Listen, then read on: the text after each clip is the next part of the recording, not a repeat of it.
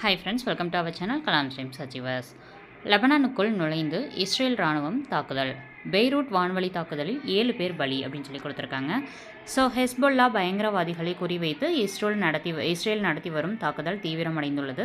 தரைவழி தாக்குதலை நடத்தி வரும் அதே நேரத்தில் பெய்ரூட்டில் நடத்தப்பட்ட வான்வழி தாக்குதலில் 7 பேர் கொல்லப்பட்டனர்.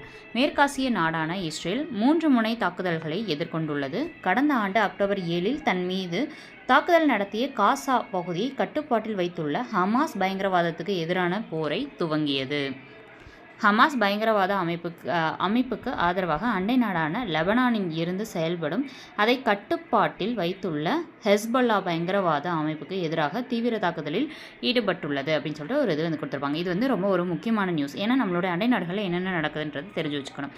ஸோ இந்த நியூஸ் பேப்பர் நம்ம டெலிகிராம் சேனலில் ஷேர் பண்ணுறோம். படிச்சுட்டு நோட்ஸ் எடுத்து வச்சுக்கோங்க. ஓகேங்களா? ஸோ வீடியோ பிடிச்சா லைக் பண்ணுங்கள். தேங்க்யூ.